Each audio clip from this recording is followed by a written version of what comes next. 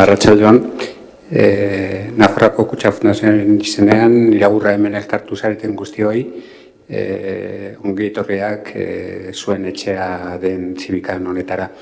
En nombre de la Fundación, buenas tardes a todos y a todas, y os doy la bienvenida a esta que es vuestra casa, el Centro Sociocultural de la Fundación Caja Navarra.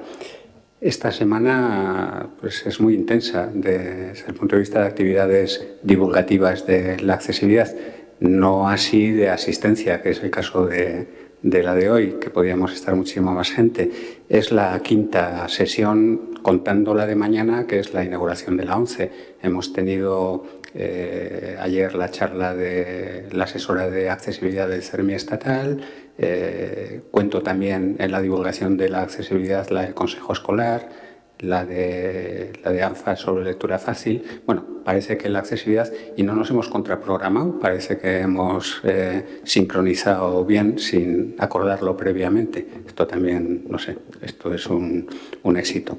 Quiero presentaros al ponente que hemos traído, que desde Elche, Antonio Luis Martínez Pujalte, de sobra conocido en el ámbito de las entidades de la discapacidad y también en el ámbito de la investigación en materia de discapacidad desde el punto de vista jurídico, ¿no?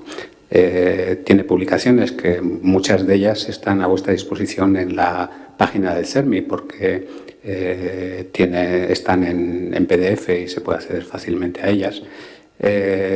Yo tengo el honor de estar hoy al lado de alguien que puede ser pues, mi maestro, porque sí que lo he incluido en mi tesis. Me dio una idea para hacer una clasificación en la que estaba atascado. Él hizo una comparación entre los derechos fundamentales de la Constitución y la Convención Internacional, y eso pues, me dio una pista para poder resolver ese atasco que tenía en una cuestión teórica. Y también había bastantes más referencias.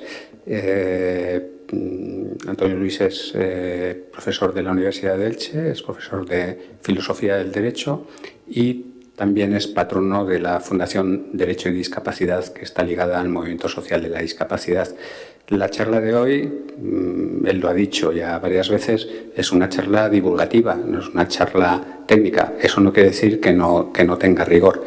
Y el esquema será que él exponga pues, su ponencia y a continuación, al final, pues haremos un turno de preguntas que seguro que saldrá alguna cuestión interesante y de aplicación en Navarra, pues conectada pues, con lo que nos va a decir. Enmarcamos esta conferencia en algo que llamamos aquí en la Fundación, está en la programación propia, en el foro social. Queremos que sea un entorno, una especie de ágora en donde se debatan cuestiones pues tan trascendentes. Desde luego la discapacidad lo es para la Fundación. En la práctica pues lo sabéis por histeria, pero pues será una de las líneas de los ejes potentes de nuestro plan estratégico, que lo presentaremos a finales del mes de mayo. Y sin más, pues cuando quieras, y muchas gracias por venir. Bienvenido a Pamplona. Muchísimas gracias. Pues, ¿así? Sí. Quiero, en primer lugar, dar las gracias a la Fundación Caja Navarra por su invitación a estar hoy aquí con todos ustedes y dar las gracias también a Javier Miranda por su presentación, en la que me ha calificado de maestro, lo cual para mí supone pues, un desafío, porque espero que esta conferencia, que no va a ser magistral, pues por lo menos les resulte de interés, ¿no? A mí me gusta más hablar de pie y, por tanto, moviéndome por el escenario y, por tanto, voy a abandonar esta silla y voy a exponer la presentación que tengo. ¿Se oye? Sí. El título de esta conferencia es El desafío de la diversidad, retos pendientes en la plena inclusión de las personas con discapacidad. Yo voy a hacer, como decía antes Javier, una conferencia más bien divulgativa. Si yo hoy les digo que en el ámbito de la discapacidad, que a lo largo de la historia la situación de las personas con discapacidad ha sido la de una sistemática exclusión social, que sin embargo hemos avanzado, sobre todo hemos avanzado en los últimos 20 años, y sin embargo, por otra parte, queda todavía un largo trecho por recorrer. Ustedes podrán decir que para dar esas tres ideas no hace falta desplazarse desde Elche, ustedes ya lo saben, ¿no? Pero en fin, este va a ser, en todo caso, el esquema de mi intervención. Sobre todo, no obstante, me voy a centrar en la tercera parte, es decir, me voy a detener particularmente en el camino que queda por recorrer, en los retos pendientes, y me voy a referir especialmente a 5 ámbitos que me parecen particularmente relevantes, 5 áreas, 5 ámbitos en los que tenemos que trabajar especialmente para lograr una efectiva inclusión social de las personas con discapacidad. Pero antes de abordar esos retos de presente y de futuro, quisiera hacer una breve referencia a de dónde venimos, a esa situación precedente que conocemos y a los avances que hemos podido constatar en las últimas décadas, ¿no? Y como conclusión de mi conferencia también plantearé algunas ideas generales, finales, acerca de qué podemos hacer para avanzar con mayor velocidad en este camino hacia la igualdad de las personas con discapacidad. ¿De dónde venimos? Pues yo creo que todo el mundo lo sabe, y aquí sobre todo las personas que procedéis del movimiento asociativo de la discapacidad lo sabéis bien. Durante un largo periodo de tiempo, la mirada de la sociedad hacia la discapacidad ha oscilado entre la exclusión, que consistía o que se derivaba de que se pretendía alejar a los ciudadanos normales. Esa palabra debería haber aparecido en la presentación entre comillas, ¿no? Y entre muchas comillas. Pero en fin, se pretendía alejar a los ciudadanos normales del peligro que representaban quienes se alejaban del patrón de normalidad. Y eso ha sucedido. Yo creo que todos tenemos experiencias de cómo las personas con discapacidad han estado escondidas de la sociedad, ¿no? Una ley de la que, bueno, ya hace un cierto tiempo, pero no tampoco mucho tiempo, una de las últimas leyes del periodo franquista, la Ley de Peligrosidad y Rehabilitación Social, definía como peligrosos, por ejemplo, y ordenaba su internamiento en lo que se llamaba en esa ley un establecimiento de preservación a las personas con enfermedad mental, ¿no? Luego, no es tan antigua esa mirada de exclusión. Esta foto, por suerte esto no sucede en España, pero esta foto no es muy antigua. En el año 2012 se publica por una cadena de televisión norteamericana fotos de una residencia para menores con discapacidad en México concretamente, en la que, como se ve, pues los menores, los niños, están en cunas con barrotes, es decir, se podría decir que están en celdas, lo cual me parece que es un símbolo muy gráfico de lo que realmente ha sucedido, que las personas con discapacidad han estado excluidas de la sociedad. Y el otro polo de la mirada de la sociedad hacia la discapacidad ha sido el paternalismo, que no es tan distante de la primera actitud que he mencionado, y de hecho a veces se han dado conjuntamente, es decir, se intentaba ayudar a las personas anormales a aproximarse al patrón de normalidad. Y ya digo, esto es una actitud, una pauta de conducta muy unida a la anterior. La idea era que a las personas anormales había que aproximarlas a la normalidad, y si eso no era posible se les relegaba fuera de la sociedad. Por ejemplo, durante mucho tiempo se ha intentado mejorar con una buena voluntad la educación de las personas con discapacidad, pero durante mucho tiempo, todavía perdura hoy, algo de eso haremos referencia después, se les ha segregado en escuelas especiales. Es decir, el patrón del paternalismo y el patrón de la exclusión aparecían combinadas. Y de ahí es de donde venimos. Y desde luego esa situación que ha perdurado durante muchos siglos es enormemente difícil corregirla en poco tiempo. Por eso esas pautas de algún modo permanecen en la sociedad actual, ¿no? No obstante, creo que es honesto reconocer que hemos avanzado mucho y que hemos avanzado muy especialmente en los últimos 20 años. Hemos avanzado, por un lado, en la visibilidad social de las personas con discapacidad y particularmente de lo que podríamos llamar la discapacidad organizada. En este sentido, yo creo que una fecha que en España, desde luego, es un hito, es la fecha de 1997, la creación del CERMI. Yo creo que la existencia del CERMI, del Comité Español de Representantes de Personas con Discapacidad, ha sido decisiva para los avances que hemos conseguido. Ha sido decisiva por varias razones. En primer lugar, porque ha dado una voz unitaria a la discapacidad, más allá de las diferencias entre los variadísimos tipos de discapacidad existentes, pues ha habido una voz unitaria. El movimiento asociativo de la discapacidad ha tenido una voz común y eso desde luego ha facilitado la interlocución, sobre todo con las administraciones públicas, y creo que eso ha sido decisivo para los avances que hemos logrado en estas últimas décadas, ¿no? Y por otro lado, otra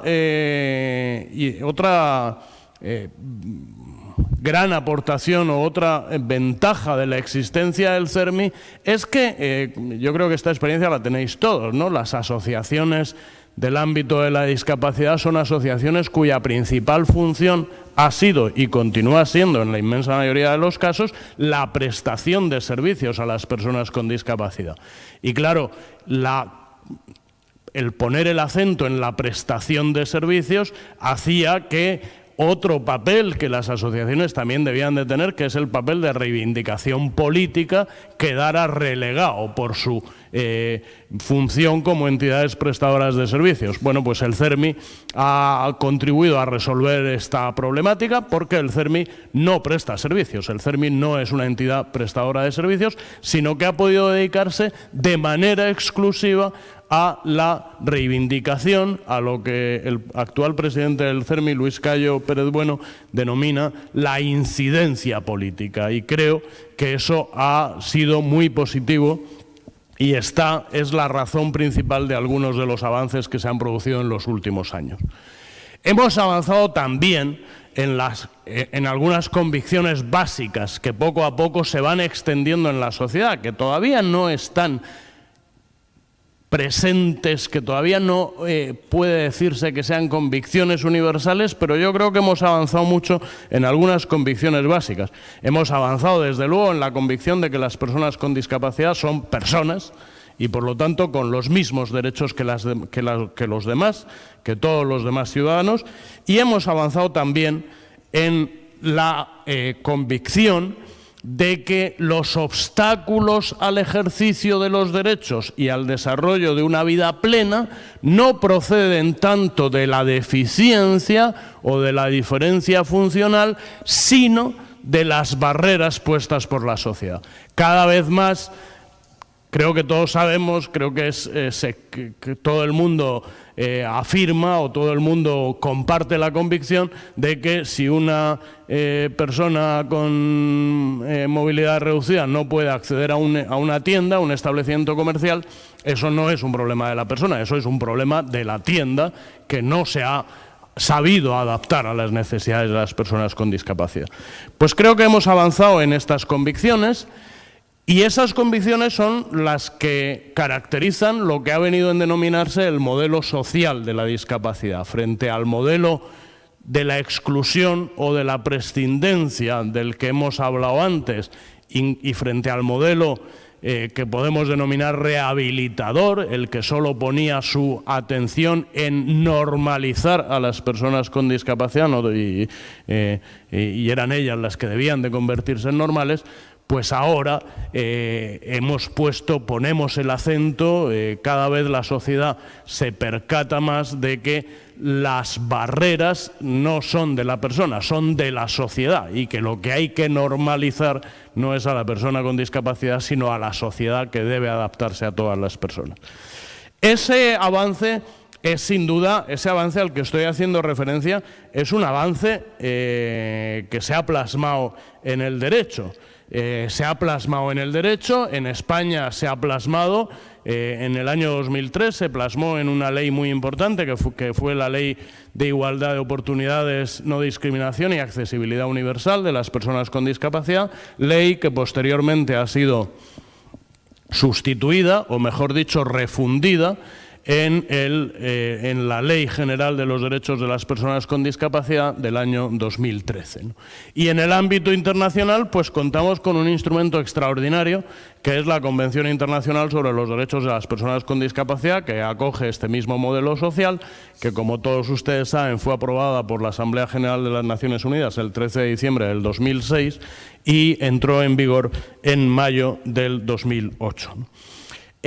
Ahora bien, se trata de un avance lento, se trata sin duda de un avance lento, porque es difícil romper con paradigmas que están firmemente anclados en la conciencia social y jurídica. Yo recuerdo que hace algunos meses, el año pasado, tuve la oportunidad de dar una charla a abogados de mi provincia, de la provincia de Alicante, en la que hablaba de algunas de estas cuestiones y, entre otras cosas, hubo un momento que dije, relacionándolo o refiriéndome a la capacidad jurídica, es una cuestión de la que después hablaré, decía, es que las personas con discapacidad tienen que tener derecho a tomar sus propias decisiones, incluso derecho a equivocarse.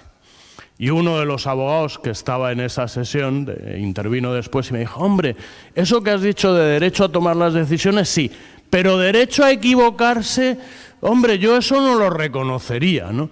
Bueno, ¿y por qué no? O sea, ¿por qué si cualquier persona puede tomar decisiones sobre su patrimonio, aunque sean muy equivocadas y aunque lo dilapide y aunque, no sean las decisiones más acertadas para lograr una buena gestión del patrimonio, y nadie le dice nada, ¿por qué a una persona con discapacidad sí que hay que decirle, que hay que impedirle que tome una decisión equivocada? Pues me parece que estamos todavía a veces, y los abogados desde luego están, sobre todo los abogados de mayor edad, en un planteamiento que sigue siendo el planteamiento paternalista, ¿no? También me viene a la cabeza otra historia relacionada con esta. Me contaron de una familia, un matrimonio que tiene una hija con discapacidad y que acudieron al juez a solicitarle no la incapacitación, sino la modificación de su capacidad para ponerle una curatela, para que tuviera asesoramiento en aspectos patrimoniales. Lo habían hablado ya entre los padres y, bueno, y la hija creo que también estaba de acuerdo. Bueno, no había ningún problema.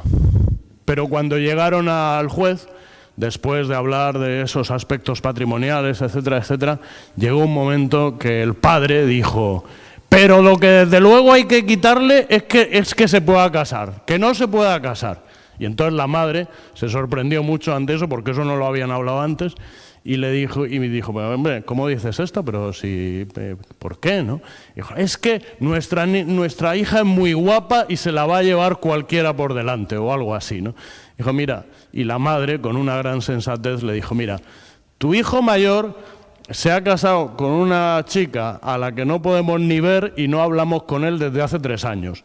Y tu segundo hijo lleva 3 divorcios en 2 años.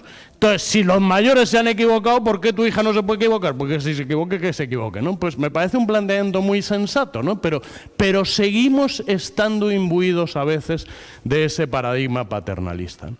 De todas formas, y quiero creo que hay que considerar las dos caras de la moneda, es decir, es verdad que el avance es lento, más lento de lo que nos gustaría, los paradigmas paternalistas siguen presentes, pero es verdad que hay un avance y eso también lo tenemos que reconocer.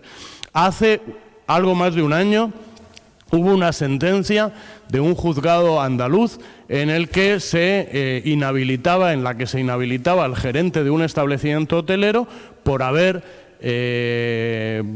rechazado que una asociación de personas con discapacidad intelectual reservasen plazas en su hotel, por haber rechazado de su hotel a personas intelectual. Y fue sancionado con una sanción de inhabilitación. Esto yo creo que hace 15 o 20 años no nos lo habríamos imaginado, que se podía llegar a eso, ¿no? Creo que es un avance constatable, o es un avance constatable el hecho de que ha habido también, como consecuencia de la presión del movimiento asociativo y en este caso creo que no se llegó a los tribunales porque antes de que se llegara ya se resolvió el problema, pero las líneas aéreas, la mayor parte de las compañías aéreas que antes tenían protocolos que prohibían a personas sordas viajar solas en avión, pues han modificado esos protocolos, ¿no?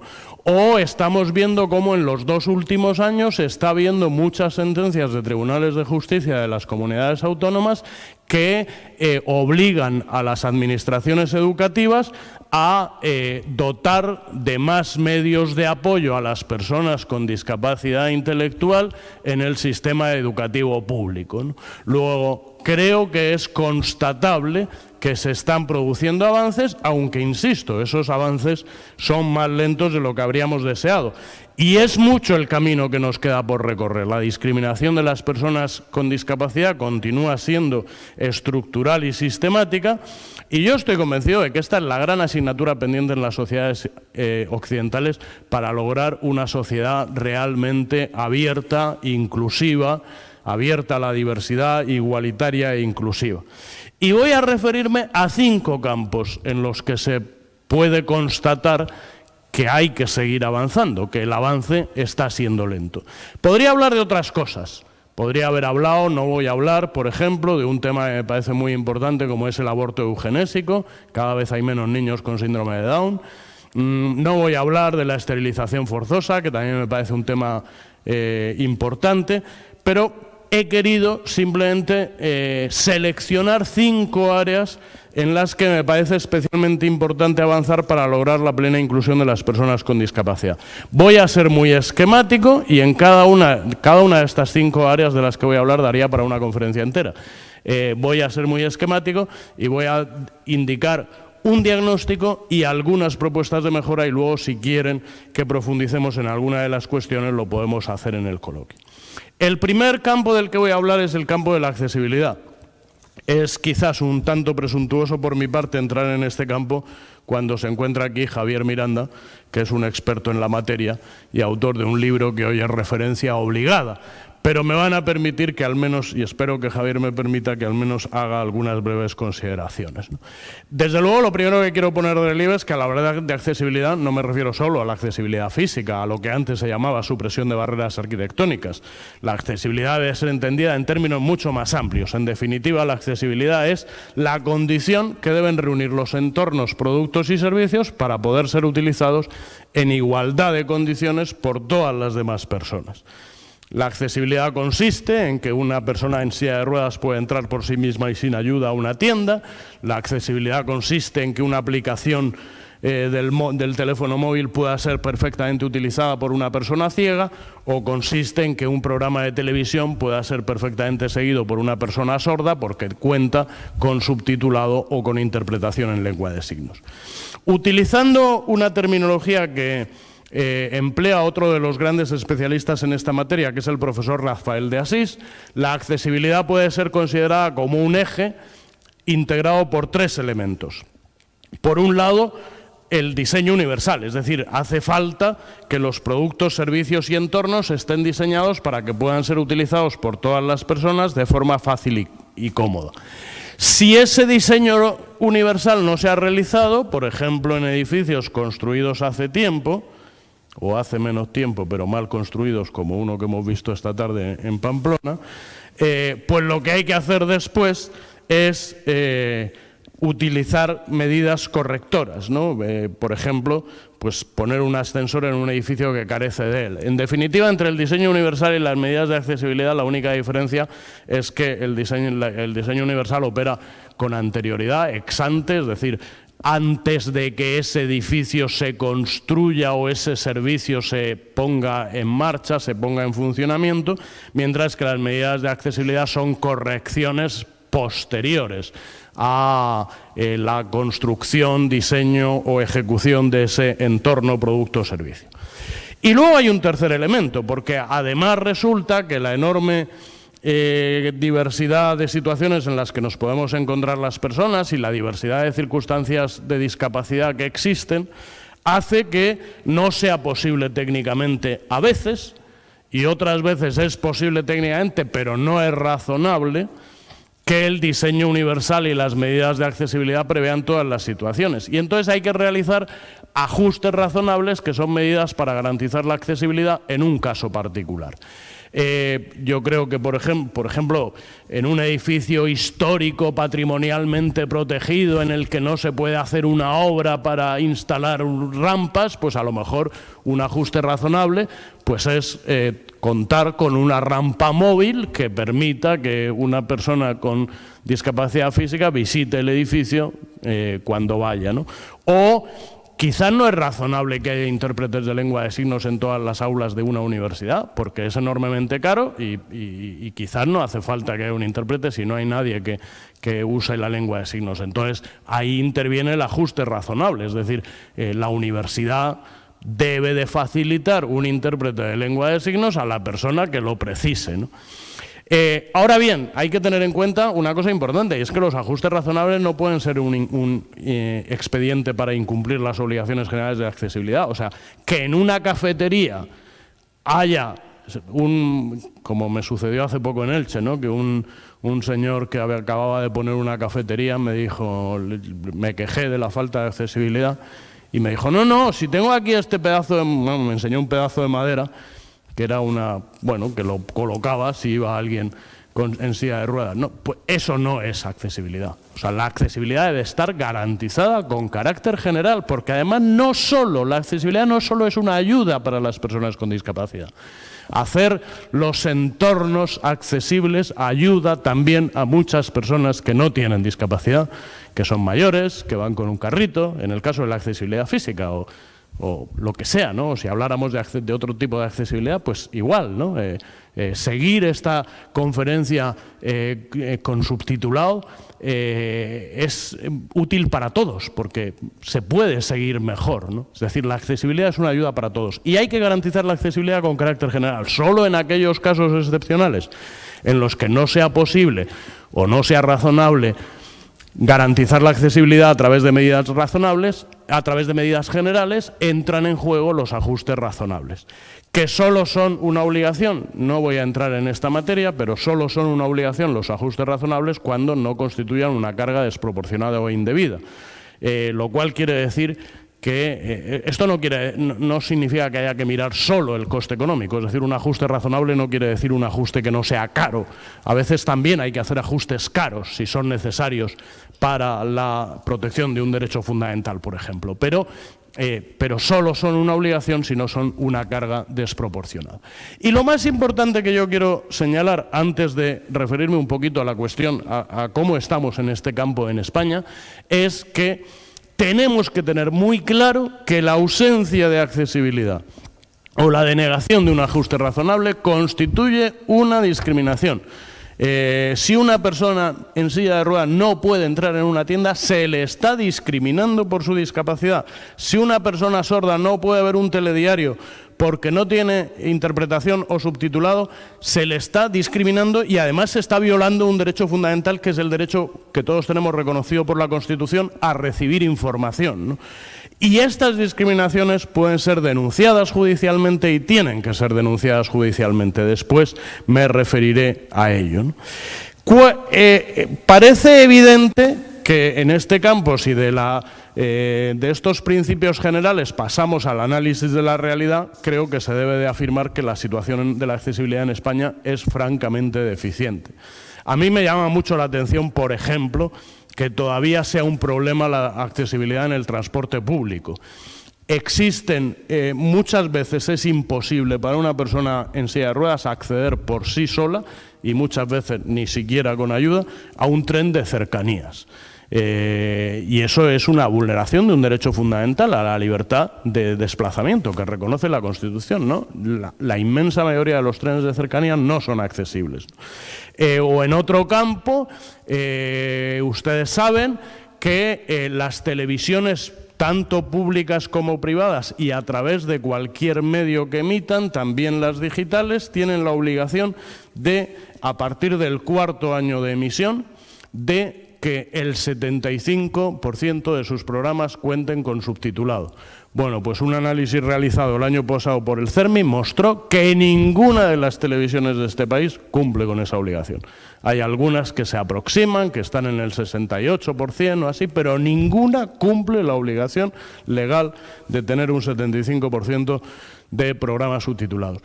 Otro tema que a mí me parece indignante, por así decirlo, es la falta de accesibilidad de los museos. Uno va física a veces, pero otras veces uno va a un museo en el que, por ejemplo, se presentan, hay muchos museos que utilizan medios audiovisuales y hay un vídeo que también tiene voz y, sin embargo, no cuenta con subtitulado ni con interpretación. Entonces, estamos denegando a una persona sorda el derecho a utilizar a la cultura, ¿no? Y a visitar ese museo, ¿no? No hablemos de la accesibilidad cognitiva. Los museos suelen tener carteles escritos en letra muy pequeña y con muchísimo texto, que seguro que a muchas personas de gran cultura les ayudan mucho, pero si al lado de ese texto larguísimo y en letra pequeña hubiera 3 frases en letra grande, seguro que ayudaríamos a muchas personas con discapacidad intelectual y además a muchas personas mayores y además a muchas personas que tienen dificultades para la lectura y a toda la población a visitar con mayor facilidad ese museo, ¿no? Y no es tan difícil, ¿no? ¿Qué pasa? Pues yo creo que es imprescindible que se destine un mayor volumen de recursos presupuestarios a la accesibilidad. Y en este sentido, el CERMI ha propuesto desde hace tiempo, hasta ahora sin éxito, esperemos que alguna vez lo consiga, que el Estado cree un fondo estatal de promoción de la accesibilidad.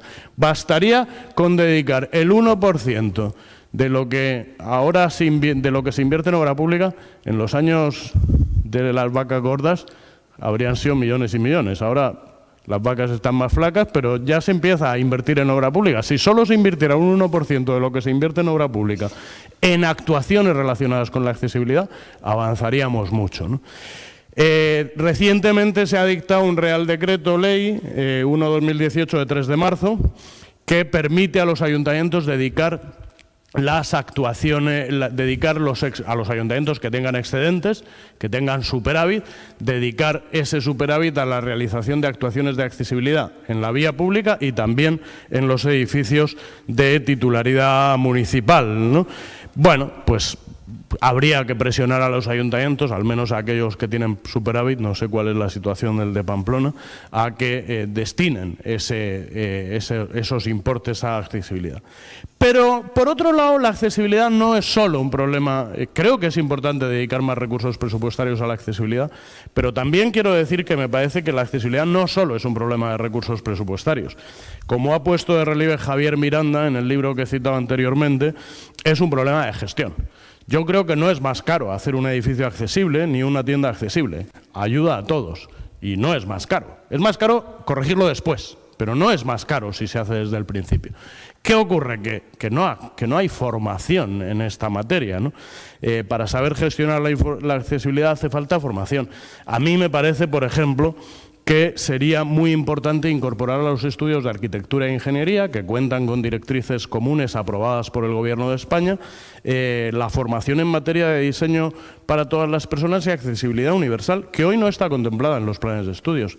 En arquitectura aparece como una competencia de las que desarrollan en el último tramo de la carrera la aptitud para suprimir barreras arquitectónicas. Ya de entrada hay un problema de enfoque. No se trata de suprimir barreras arquitectónicas, se trata de diseñar universalmente las cosas para que no haya que suprimir barreras después. Y eso no está contemplado en los planes de estudios y yo creo que esa es también una tarea pendiente, ¿no? Segunda área a la que quiero referirme, el área de la educación. Un 17% de los alumnos con necesidades educativas especiales, con discapacidad intelectual, se encuentran escolarizados en centros de educación especial. Es interesante poner de relieve que este número va bajando. En el año 2008 era un 29%, en el año 2011 era un 20%.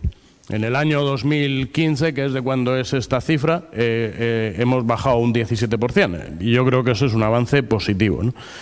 Pero sigue habiendo muchos alumnos que estudian en educación especial, y además se produce un problema que es muy grave, en mi opinión, que es que quien elige entre la escolarización en un centro ordinario o en un centro de educación especial no es la persona con discapacidad, si es mayor de edad, no es tampoco la familia, sino que es una elección que hace la administración educativa, que es quien te asigna a un centro de educación especial o a un centro ordinario. Esta situación plantea varios problemas. Yo creo que, por un lado, el que la opción sea una opción de la Administración es contraria al artículo 27 de la Constitución, que establece que los padres tienen el derecho a escoger el modelo educativo que desean para sus hijos, es contraria a la Convención, que reconoce el derecho de todas las personas con discapacidad a una educación inclusiva. Y, por tanto, el Comité sobre los Derechos de las Personas con Discapacidad de las Naciones Unidas, que es el órgano encargado de velar por la aplicación de la Convención, ha instado a los Estados a que incorporen en sus legislaciones educativas lo que llama la cláusula contra el rechazo, es decir, que se garantice que una persona, o en el caso de un menor de edad, una familia de una persona con discapacidad no sea rechazada en el sistema educativo general, ¿no? Además, yo creo que hay que reflexionar sobre la propia existencia de la educación especial. En realidad, la educación especial es contraria a la Convención, que propugna un modelo de educación inclusiva, y a mí me parece además que esa apuesta de la Convención por la educación inclusiva es completamente razonable, aunque no voy a detenerme mucho en la argumentación porque ya voy comiendo el tiempo que tenía previsto, pero creo que hay que tener en cuenta que la finalidad de la educación no es la transmisión de conocimientos. La finalidad de la educación es el desarrollo de la personalidad. Y la literatura especializada, yo en este campo no soy un especialista, pero la práctica totalidad de la literatura especializada que he tenido la oportunidad de leer, sobre todo en Estados Unidos, pone de relieve que la educación inclusiva de las personas con discapacidad y concretamente de las personas con discapacidad intelectual es más idónea para favorecer el desarrollo de la personalidad.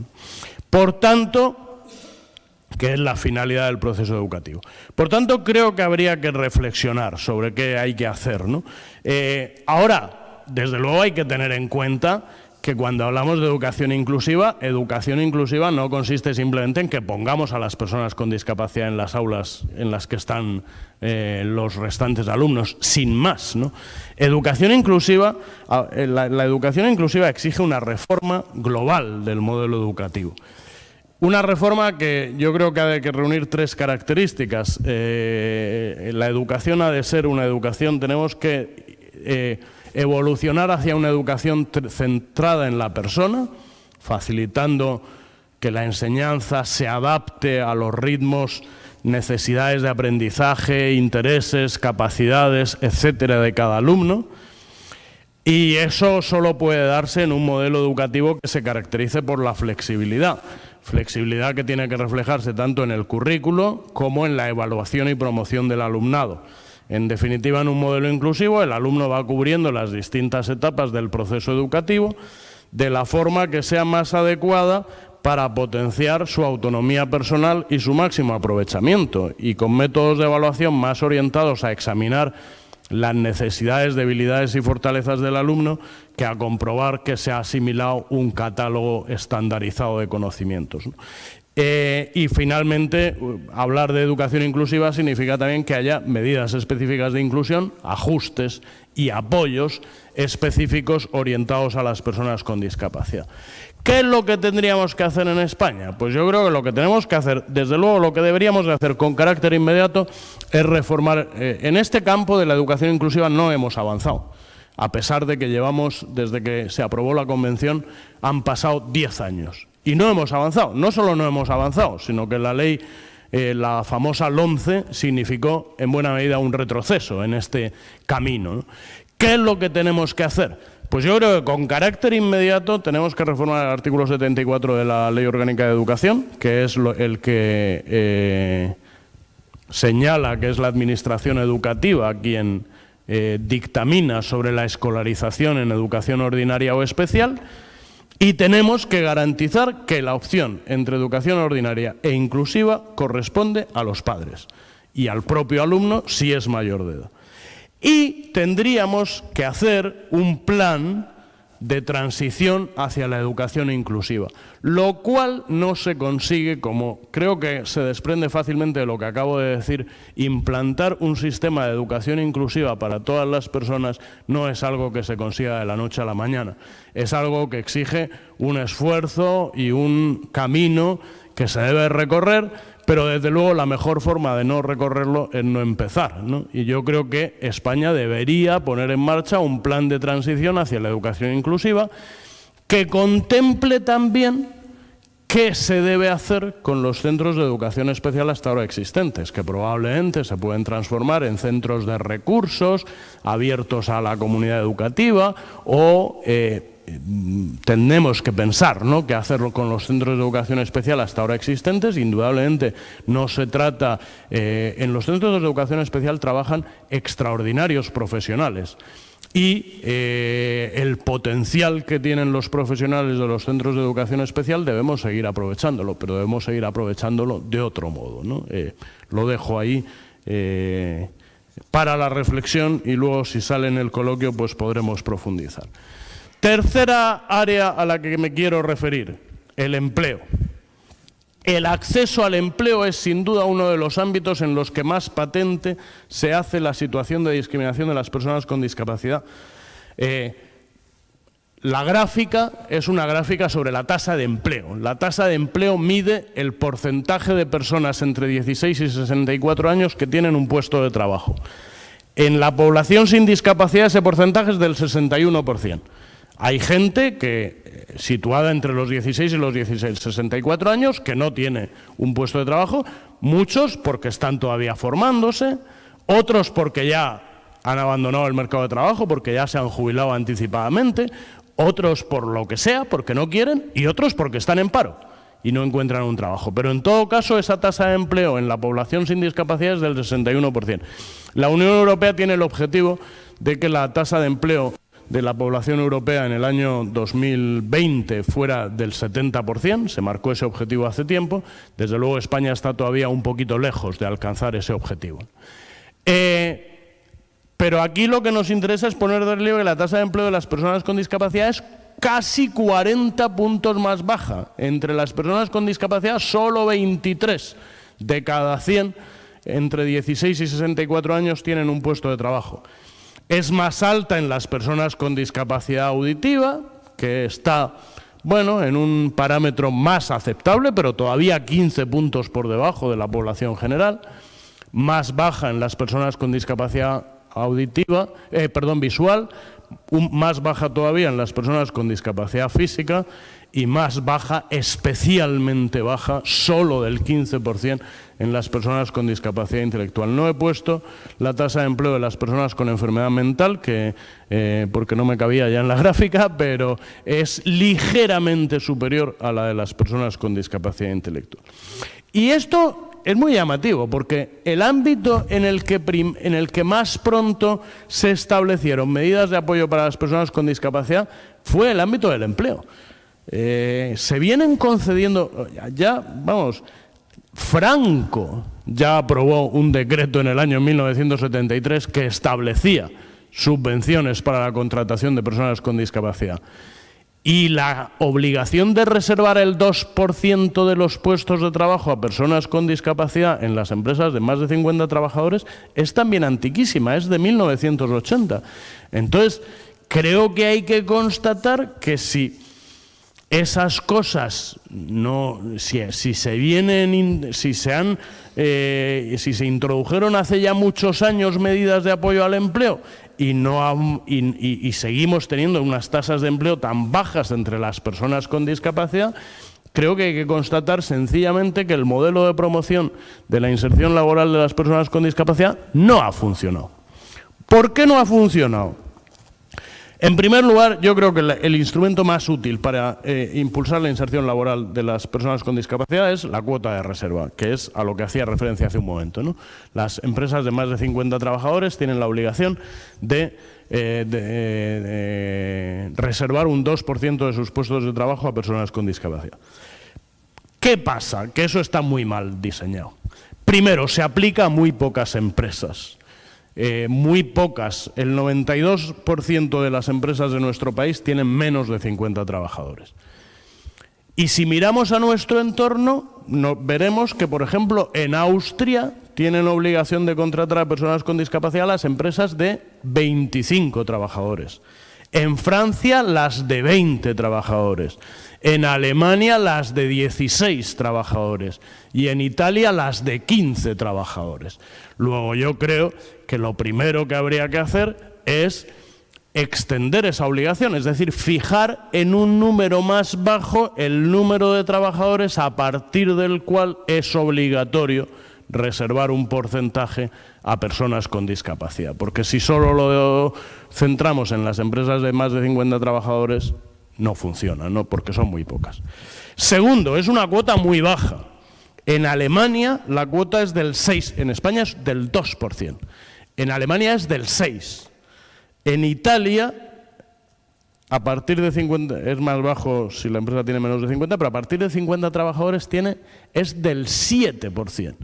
O sea, mientras que en España una empresa de 90 trabajadores, por lo que además ahora diré del redondeo, una empresa de 90 trabajadores basta con que tenga un trabajador sin discapacidad, pues en Alemania resulta que una empresa de 90 trabajadores pues tiene que tener 5 trabajadores con discapacidad. Y en Italia, una empresa de 90 trabajadores tiene que tener 6 trabajadores con discapacidad. O sea que también es que la cuota es excesivamente baja, ¿no? Pero además, esto, que está mal regulado, todavía se hace peor con su aplicación.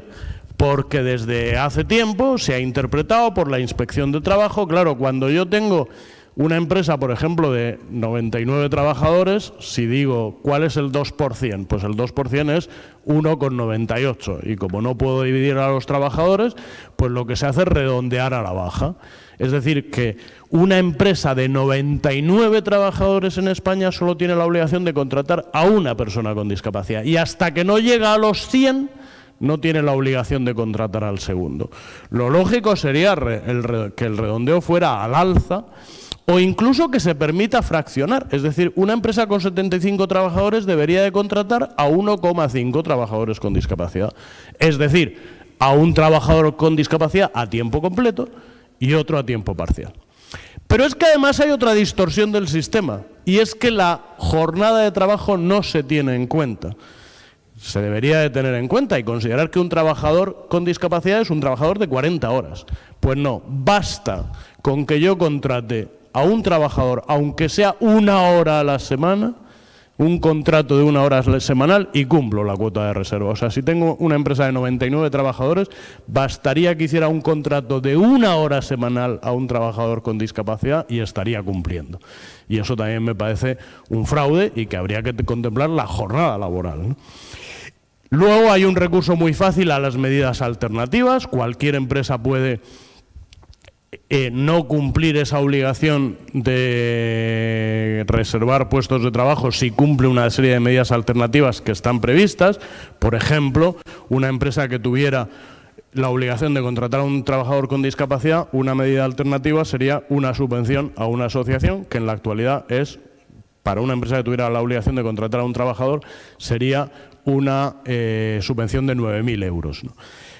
Bueno, pues habría que considerar que las medidas alternativas deberían de ser mucho más excepcionales, deberían de ser para los casos en los que no se puede realmente contratar a una persona con discapacidad porque no hay nadie con el perfil requerido, y deberían de ser medidas que realmente incentiven la creación de empleo, y por eso son alternativas a la creación directa de un puesto de trabajo. Y lo más grave de todo, y lo que hace que esto no sirva para nada, es que la sanción por incumplir la cuota de reserva es irrisoria. A una empresa que no se considera sanción grave, no sanción muy grave, no es una infracción muy grave, sino grave, y una infracción grave, la primera vez que se comete, creo que la multa prevista por la Ley de Infracciones y Sanciones en el Orden Social, en su primera, si uno no es reincidente, pues es una sanción de 600 euros. Con lo cual la empresa dice, bueno, ¿yo para qué voy a contratar a una persona con discapacidad? Pues si me pillan, pago los 600 euros y mucho más me he ahorrado, ¿no? Si estuviese contemplado el incumplimiento de la cuota de reserva como una infracción muy grave, las sanciones serían muchísimo más elevadas, ¿no? Y yo creo que todo esto pues hace que las empresas no contratan. Solo hay una cosa que sí que funciona, que es desde hace poco las empresas que contratan con la administración, ahí sí que hay una sanción importante. Se ha establecido una prohibición de contratar con la administración para las empresas que incumplen la cuota de reserva. Con lo cual ahí sí que tenemos una garantía, pero no todas las empresas contratan con administraciones públicas, ¿no? Creo que esto hay que revisarlo en profundidad, igual que creo que hay que revisar, aunque en esto no voy a entrar con tanto detalle, los incentivos económicos. Al final a mí me parece que una empresa no decide contratar a un trabajador con discapacidad o no porque le den una subvención de 3.000 euros. Yo creo que los incentivos económicos que actualmente existen para la contratación de personas con discapacidad deberían transformarse en subvenciones finalistas para la adaptación del puesto de trabajo. Es decir, al final lo importante sería que una empresa no tuviese costes adicionales por la contratación de una persona con discapacidad y que se le financiasen los costes en los que incurre como consecuencia de esa contratación. Si resulta que en un determinado puesto de trabajo puede ser perfectamente cumplido por una persona aunque tenga una discapacidad y no necesita ningún ajuste, ningún apoyo especial, ninguna adaptación, no necesita ni siquiera que ni siquiera que se le adapte el pupitre, porque pues si no necesita nada, no hace falta que haya una subvención para su contratación. Y en cambio, en los casos en los que sí hace falta, sí existen costes extraordinarios por la contratación de una persona con discapacidad, aunque esos costes fueran más elevados que la subvención que actualmente se prevé, pues deberían de ser costeados por el Estado, ¿no? Y de todas formas, termino esta cuestión señalando que a mí me parece que todas estas medidas son muy importantes, que desde luego tenemos que revisar en profundidad el modelo de promoción del empleo de las personas con discapacidad y especialmente la cuota de reserva, pero que al final también me parece muy importante que las empresas contraten a personas con discapacidad también porque quieren. Y para ello hay que sensibilizarles y ahí tenéis un extraordinario papel las asociaciones. Tenéis que trabajar con las empresas, informar a las empresas.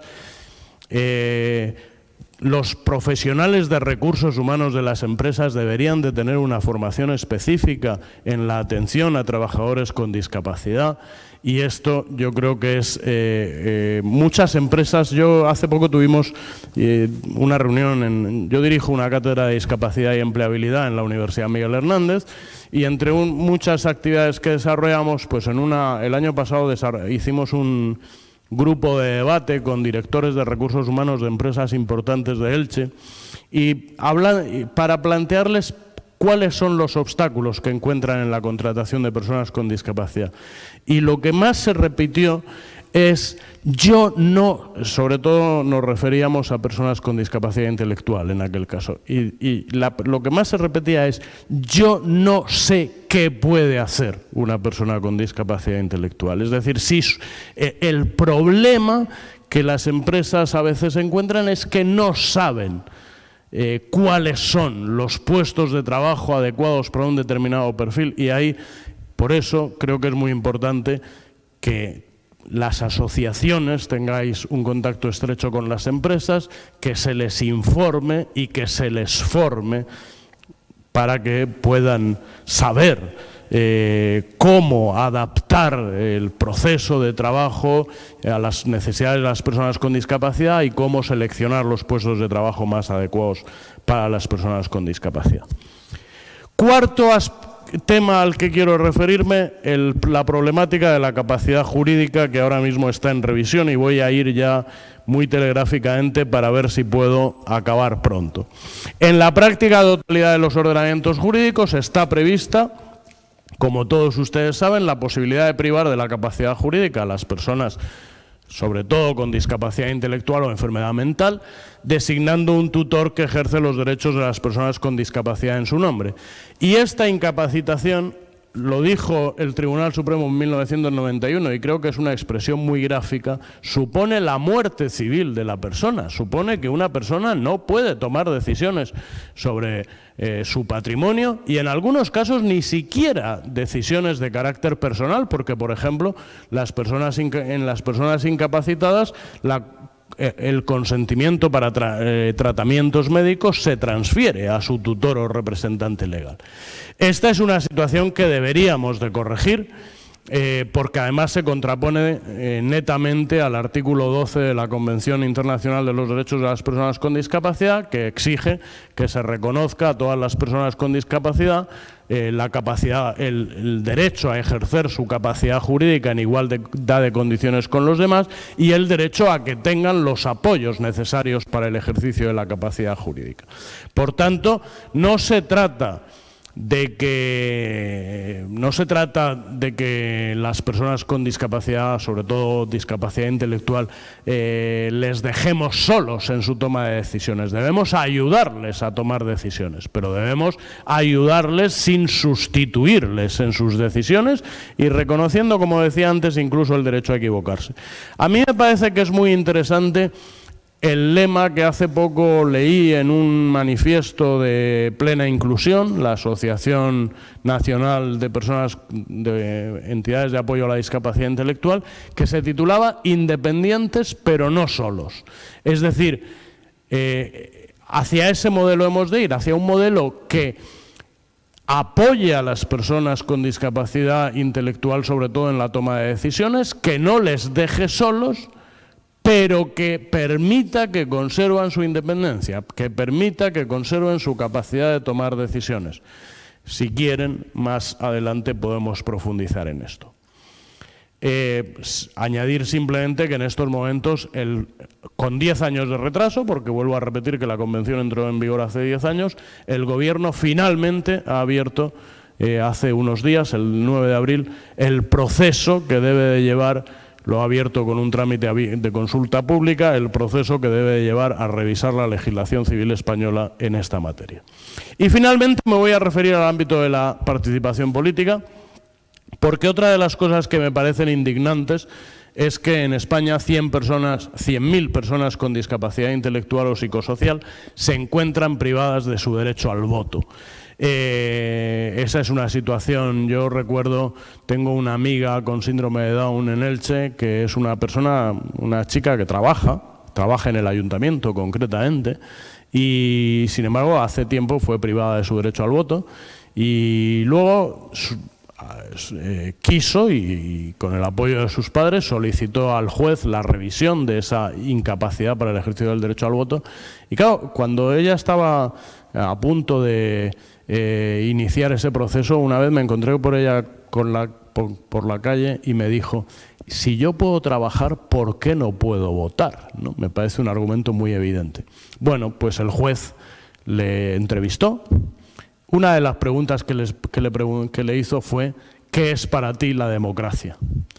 Y esta chica se quedó en blanco, como probablemente se quedarían en blanco, no sé, no voy a decir un porcentaje, pero en fin, no pocos españoles cuando sí se les pregunta qué es para ti la democracia, ¿no?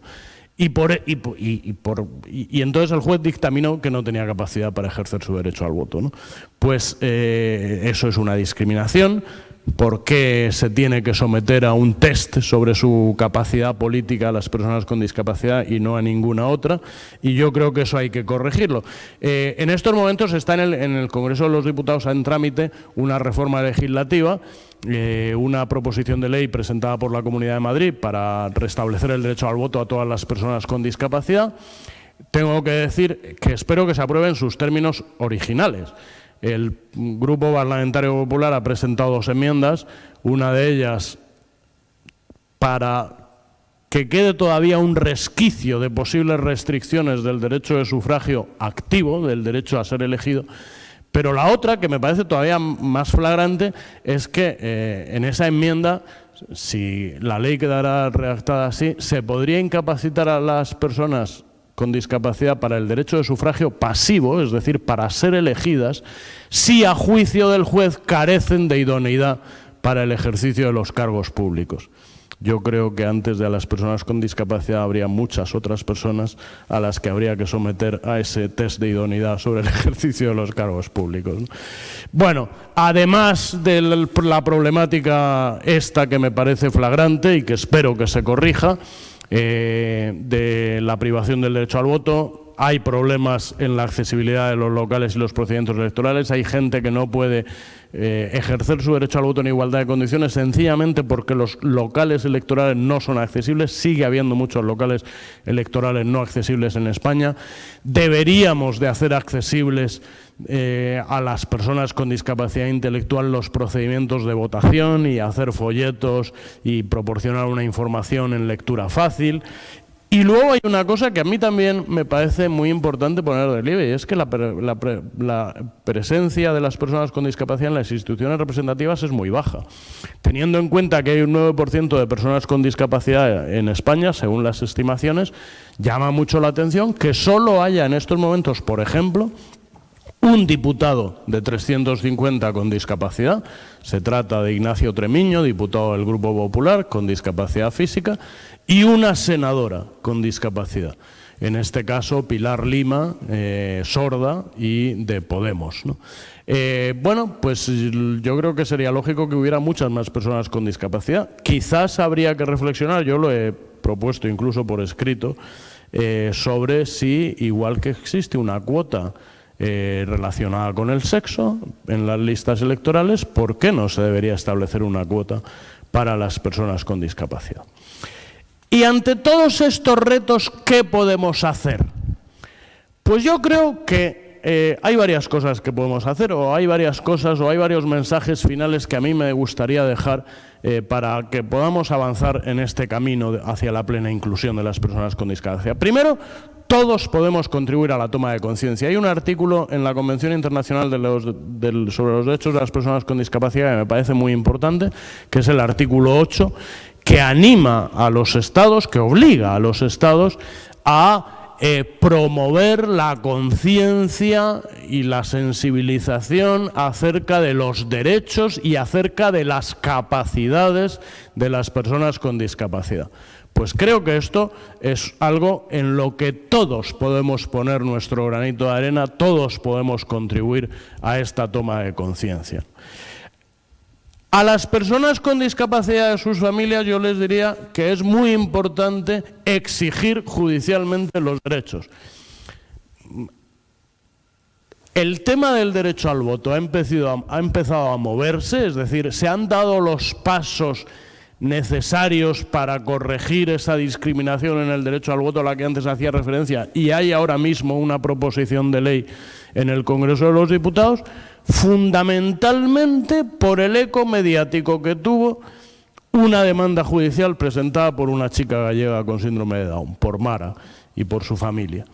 Ella quería el restablecimiento de su derecho al voto, como el juez no se lo concedió, recurrió al Tribunal Supremo, el Tribunal Supremo no le dio la razón, después presentamos, y digo presentamos porque yo colaboré en la redacción de ese recurso de amparo, presentamos un recurso de amparo ante el Tribunal Constitucional, el Tribunal Constitucional tampoco nos dio la razón y hemos acudido al Tribunal Europeo de Derechos Humanos y está pendiente, pero con independencia de cuál sea el resultado judicial, el eco mediático que tuvo esa denuncia judicial ha sido decisivo para que finalmente hoy este tema esté próximo a resolverse desde el punto de vista legislativo. Y yo creo que esto es muy importante no solo para la situación concreta de cada persona con discapacidad, sino para las personas con discapacidad en su conjunto, que nos acostumbremos a exigir judicialmente los derechos. La asociación esa de personas con discapacidad intelectual a la que no le dejaron entrar en un hotel podría haber mirado para otro lado y haber sido otro hotel,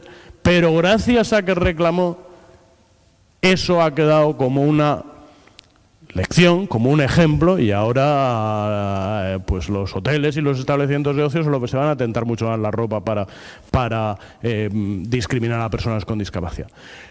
Hay otra gran batalla que tenemos que dar, que es la batalla de la formación. Creo que es muy importante impulsar el conocimiento y la formación en materia de discapacidad, y esto sobre todo en las universidades, y tenemos que, antes hablaba de incluir el diseño universal como materias en ingeniería y arquitectura, igual que tenemos que incorporar más contenidos relacionados con el derecho de la discapacidad en la docencia de las facultades de Derecho, etcétera, etcétera.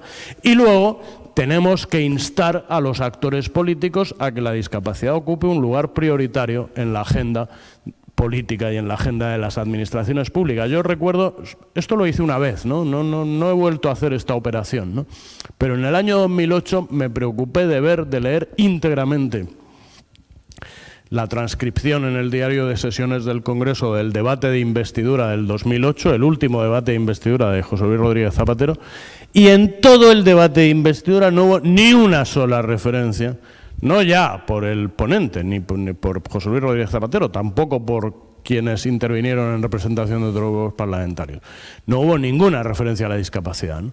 Bueno, yo creo que la discapacidad todavía no tiene una posición prioritaria en la agenda política y en la agenda de las administraciones públicas, y tenemos que conseguir que la tenga, y tenemos que instar a los actores políticos a que le den ese lugar prioritario.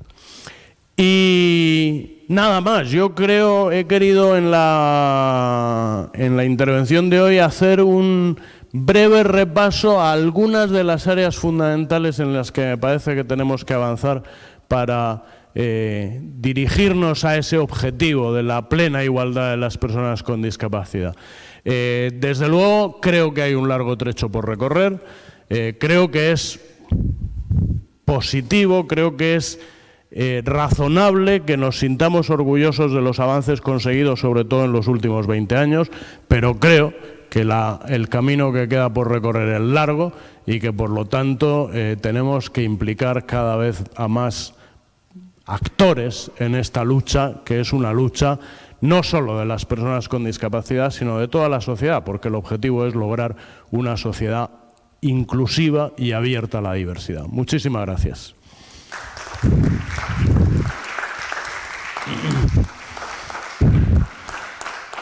Me he enrollado más de la cuenta, creo que me he extendido demasiado, pero a pesar de eso, a lo mejor hay algún tiempo para el coloquio, ¿no? Claro que sí.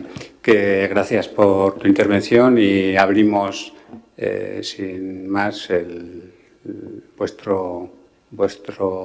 la oportunidad de hacer las preguntas que queráis. ¿Hay alguna? Sí, pues empezamos contigo. Perdona, bueno, pues no me he fijado el momento del levantamiento, pero empezáis, Luis, contigo, y luego seguimos contigo. Vale. Digo, porque están... Es que he sido muy rápido bajando. Perdón.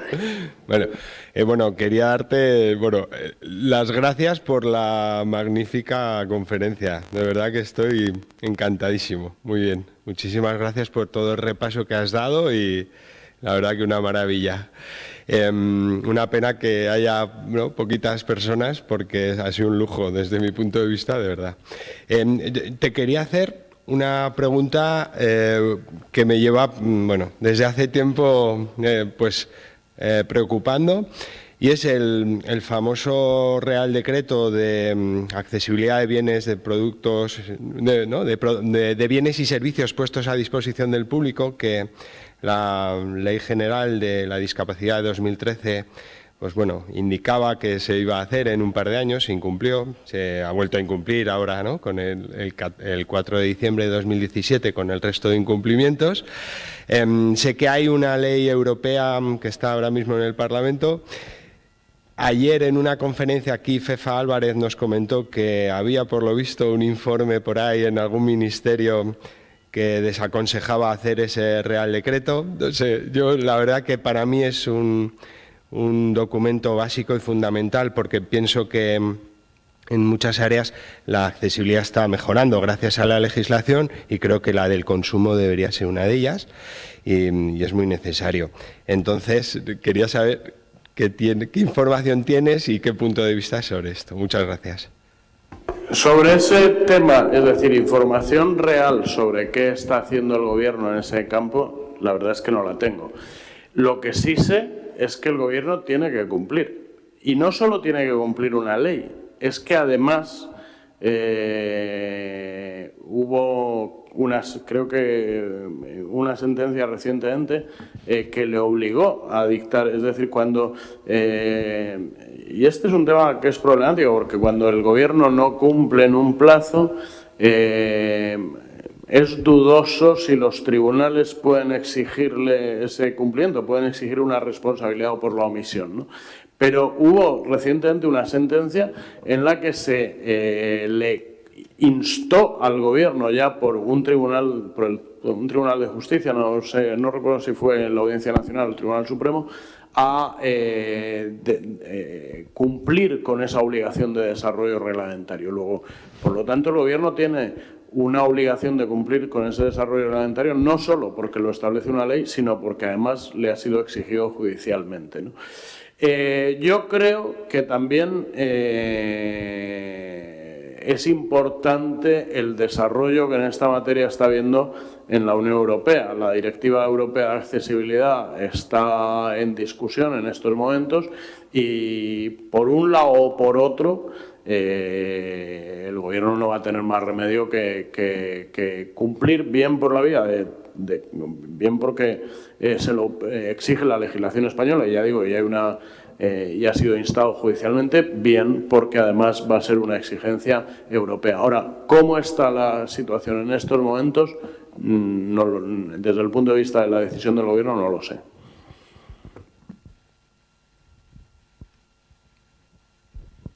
Hola, buenas tardes. Mire, yo quería saber su opinión acerca de los modelos que deberían adaptarse para que las personas con discapacidad intelectual puedan ejercer plenamente su capacidad de obrar, y si hay algún otro modelo en otro país más avanzado que cree que podría llevarse a cabo aquí y que fuera eficaz. Gracias. Bueno, vamos a ver, este es un tema muy complejo y yo he estudiado, el año pasado hice una publicación sobre este tema en la revista Derechos y Libertades, en la que analicé dos modelos. En el ámbito de la capacidad jurídica, a pesar de que la Convención exigió, y ya han pasado, vuelvo a insistir, 10 años desde la entrada en vigor de la Convención, a pesar de que la Convención exigió una reforma de todos los ordenamientos jurídicos, porque todos los ordenamientos jurídicos establecen figuras de sustitución de las personas con discapacidad en la toma de decisiones y figuras de incapacitación, pues esta reforma de los ordenamientos jurídicos está siendo muy lenta. Está siendo muy lenta porque, por un lado, choca con concepciones que hemos tenido desde siempre en el ámbito del derecho, y por otro lado, porque además es difícil hacer el nuevo modelo. Hay algunos países que han hecho ya reformas legales en este sentido. Yo, por ejemplo, he tenido la oportunidad de estudiar en profundidad la reforma legal realizada en Argentina, la reforma del Código Civil argentino y la reforma realizada en Irlanda, que se plasmó en una ley que se llama Ley de Apoyo a la Toma de Decisiones del año 2015. Las dos tienen sus aspectos positivos y sus aspectos negativos, porque ninguna de las dos, en mi opinión, se adecua perfectamente al modelo de la Convención. ¿Qué es lo que tenemos que hacer? Vamos a ver, yo creo que lo que tenemos que hacer, y por cierto, ahí sí que tengo alguna información, el borrador que maneja el Gobierno va en la buena dirección, aunque tiene aspectos bastante mejorables, ¿no? Pero va en la buena dirección. ¿Qué es lo que tenemos que hacer? Lo que tenemos que hacer es establecer una figura, llamémosle como le queramos llamar, curatela, como parece que va a ser la denominación que finalmente tenga en España, la que queramos, ¿no? Apoyo, en fin. Tenemos que establecer una figura que preste apoyo en la toma de decisiones. Y lo más importante es que tengamos en cuenta que ese apoyo no consiste solo en lo que hasta ahora hacía un tutor o un curador, que es la asistencia, la firma para la validez del acto jurídico. El apoyo se tiene que producir sobre todo en la fase previa a la toma de decisión.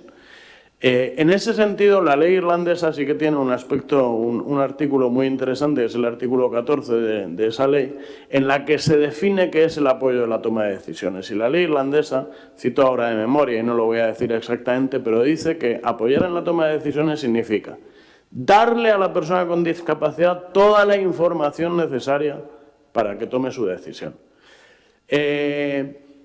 Aconsejarle en la toma de decisión. Ayudarle a comunicar su decisión. Después, ayudarle a que esa decisión sea llevada a la práctica, ¿no? Pero hay todo un proceso previo, es decir, que ayudar en la toma de decisión no es firmar. Ayudar en la toma de decisión es ayudar en el proceso de adopción de esa decisión. Entonces, yo creo que es muy importante que se defina bien en qué consiste el apoyo en la toma de decisiones y lo que tenemos que hacer es crear una figura que tenga, que asuma en relación con las personas con discapacidad esa obligación de apoyo en la toma de decisión.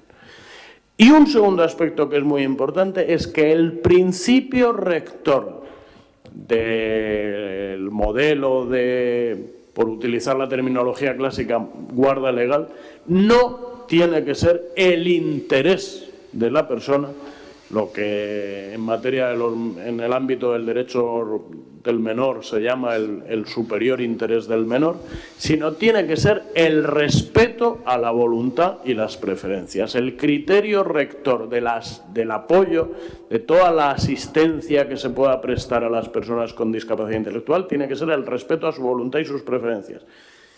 Y en aquellos casos en los que no sea posible la expresión de ningún modo de la voluntad y las preferencias porque la persona con discapacidad intelectual o la persona que sea, ¿no? Pensemos también, por ejemplo, en una persona con Alzheimer, ya no tenga ninguna capacidad de interaccionar y de comunicarse con el entorno, lo que la figura de apoyo tendrá que hacer es tratar de decidir reconstruyendo su voluntad y sus preferencias, teniendo en cuenta, por ejemplo, su historia de vida, teniendo en cuenta las decisiones que ha adoptado en el pasado.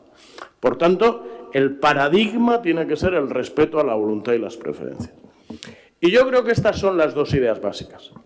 Además de eso, además de estas dos ideas básicas, luego yo creo que hay que desarrollar, esto en Irlanda incide especialmente en este aspecto, hay que desarrollar las posibilidades de apoderamiento preventivo. Es decir, lo mejor es que la persona con discapacidad o la persona sin discapacidad ende una situación futura en la que pueda incurrir en discapacidad, lo mejor es que cada persona adopte las medidas necesarias para la futura protección de su persona y patrimonio. Luego hay casos en los que esto no va a poder suceder y en esos casos tiene que ser el juez el que lleve a cabo la institución de una figura de apoyo. Pero también en ese caso debe ser siempre con audiencia de la persona con discapacidad intelectual, siguiendo el criterio de la persona con discapacidad intelectual. Es decir, si una persona con discapacidad intelectual elige que determinada persona sea quien le preste apoyo, la ley debe de establecer que solo en supuestos muy excepcionales y con una justificación basada en que existe un conflicto de intereses se pueda adoptar una decisión que difiera del criterio de la persona con discapacidad. etcétera, ¿no? Pero creo que, en resumen, yo las dos ideas fundamentales que diría serían las dos primeras. Apoyo no es solo firmar, no es solo dar el consentimiento a un acto jurídico, se tiene que producir sobre todo en el estadio previo a la toma de decisión, y segundo, el paradigma tiene que ser el respeto a la voluntad y preferencias de la persona. Adelante. Sí, buenas tardes. Permitidme la última, porque igual estamos muy breve. Fuera de hora. Gracias por esta sesión, porque si cada sesión de estas, las personas, aunque estemos pocas, se sensibilizan más o cada día más y transmitimos a otros este sentimiento, yo creo que avanzamos, y yo desde luego aprendo muchísimo en estas sesiones, ¿no? Solo dos cuestiones. La accesibilidad, el punto primero que ha comentado el señor Martínez Pujalte, yo creo que es como la asignatura pendiente. Yo trabajo en la administración, Javier lo conoce. Yo creo que cuando ha dicho usted en el tema del empleo la cuota de reserva, sanción grave, si fuera sanción muy grave, es que en el tema de accesibilidad o en el tema de la administración es que no se sanciona, estamos sancionando a las empresas y no nos sancionamos a nosotros mismos, o sea, esas exigencias, ¿no? Cuesta muchísimo. Yo llevo en este tema, bueno, el tema de accesibilidad, igualdad, discapacidad, ya un montón de años y sigo oyendo lo mismo. Efectivamente se avanza mucho, pero sigo oyendo como cuestiones que no sé si es que nadie las quiere hacer porque no hay cuota, en este caso, como usted bien ha dicho, no por sexo, sino por personas que sean. Ojalá tuviéramos un presidente, presidenta, que fuera, en este caso, no sé si físico o seguramente físico, porque no admitiría a nadie, seguramente, no lo sé. Si fuera físico, desde luego este país cambiaría muchísimo. Porque la sensibilidad que tiene una persona, que no, en este caso, no como puede ser la mía, pero que tengo también dificultades, pero que no me considero discapacitado en este sentido, yo creo que cambiaría muchísimo la cuestión en España. El problema es que la sensación que yo tengo es que como cuando tú transmites esto en la administración te dice, es que son pocos. ¿Qué es ser pocos? ¿Qué concepto de ser pocos? No, estamos tratando, solo una reflexión. Y luego la última cuestión. Cuando habla de capacidad jurídica, me gustaría saber si tiene algún tipo de dato. Cuando ha dicho que se está debatiendo ahora para el cambio de código, la modificación del Código Civil, la persona, hay una en el Código Civil catalán, estoy estudiando ahora y muy modestamente, el Código Civil catalán y el Código italiano, el civil italiano, hay una figura que es el asistente, no lo sé decir en italiano, es el asistente que precisamente quiere evitar la incapacidad como muerte de la persona, ¿no? Es decir, que respete la autonomía personal y que está ahí. Entonces, yo no sé si eso, cuando ha dicho usted que va por buen camino, no sé si se refería a esa figura. No sé si se va a llamar curador aquí, o sea, va a ser la curatela, no lo sé. Pero sí que hay una figura y me gustaría saber si tiene usted algún dato en el tema, por ejemplo, de Cataluña o en el italiano. Bueno, muchas gracias. Del tema sobre la accesibilidad no le digo nada. Lo único que voy a decir es que al final el remedio está en que si, yo qué sé, si un ciudadano no puede entrar a por ejemplo, en las oficinas municipales, no sé cómo está la situación aquí, ¿no? Pero las oficinas municipales de atención al ciudadano, pues si hay un problema de accesibilidad, hay que denunciar judicialmente y ya está, y llevar al ayuntamiento a los juzgados. Esa es la solución. Pero bueno, sobre el tema de la capacidad jurídica, la figura del Código Civil catalán de la asistencia a mí me parece una figura muy interesante. Bien, es verdad que es una figura para aquellos casos en los que no existe modificación de la capacidad y, por lo tanto, digamos, convive con la situación de la incapacitación que se da en el Código Civil común.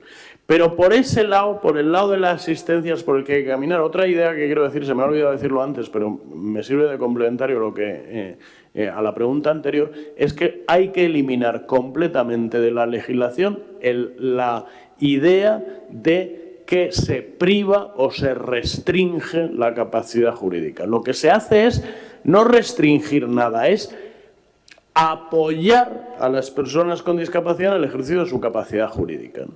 E introducir, luego ese apoyo puede exigir que, por ejemplo, para concluir un determinado acto jurídico haya que contar con la firma de la figura de apoyo, pero que no tiene que ir asociada el apoyo a una previa declaración de incapacidad. En ese sentido, la figura del Código Civil catalán de la asistencia es una figura que me parece muy positiva y que marca un poquito el camino por el que hay que ir. Y que creo que es, con algunas salvedades, el camino que un borrador que yo tuve ocasión de examinar y sobre el que hice algunas alegaciones que se había elaborado en el seno de la Comisión General de Codificación del Ministerio de Justicia, pues creo que es el camino por el que va. Con eso no quiero decir que el borrador ese sea, ya digo, tiene algunas deficiencias notables, pero al menos creo que va por el buen camino. La figura italiana, que se llama Amministrazione di Sostegno, es menos, en mi opinión, menos avanzada que la figura de la asistencia catalana. Y, de hecho, el Comité sobre los Derechos de Personas con Discapacidad de Naciones Unidas ha dicho que la figura de la italiana de Administración y Sostegno es contraria a la Convención porque en algunos casos supone sustitución en la toma de decisiones. Pues muchísimas gracias a todos por sus preguntas y espero que le haya resultado... Bueno, gracias al primero que ha preguntado, no sé su nombre, Luis pero... Casado. Luis, gracias a Luis por la felicitación que me ha dirigido.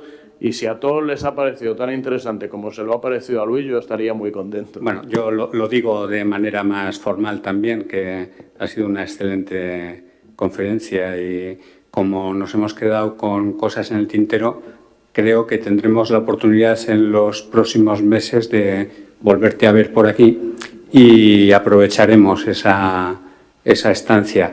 Hay dos cuestiones. Aprovechando lo del Código Civil catalán, se está modificando el código foral, el fuero nuevo, que es el Código Civil navarro, y lo uno a que nuestro ordenamiento jurídico, la normativa foral todavía está pendiente de la adaptación a la Convención y esto es una asignatura pendiente. En el foro nuevo creo que están modificando de la Ley 68 a 72, me parece.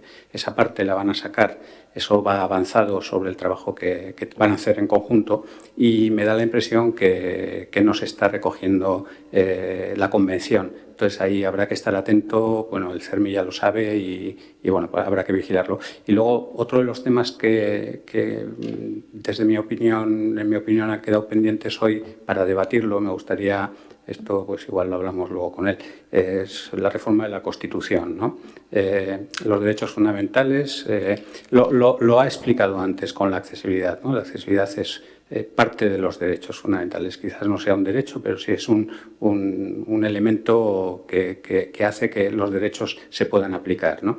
Entonces, esa visión social, esa nueva visión social de la Constitución en un supuesto de reforma. Bueno, no sé yo si nos ponemos a reformar a la Constitución, igual construimos un engendro que vete a saber, igual es mejor dejarla como está, ¿no?, en este momento. Pero bueno, sería otro tema interesante que lo dejamos para otro momento. Mi próximo artículo, te anuncio que mi próximo artículo es sobre reforma constitucional en materia de derechos sociales y discapacidad. Bueno, pues perfecto. Tengo intuición porque el otro día también nos pasó sobre otro tema y la contestación fue exactamente igual. El artículo que publico el domingo en el periódico va sobre esto que me estás preguntando. Vale, yo tengo una bola de cristal, ¿no? Bueno, muchas gracias por vuestra asistencia y hasta la próxima.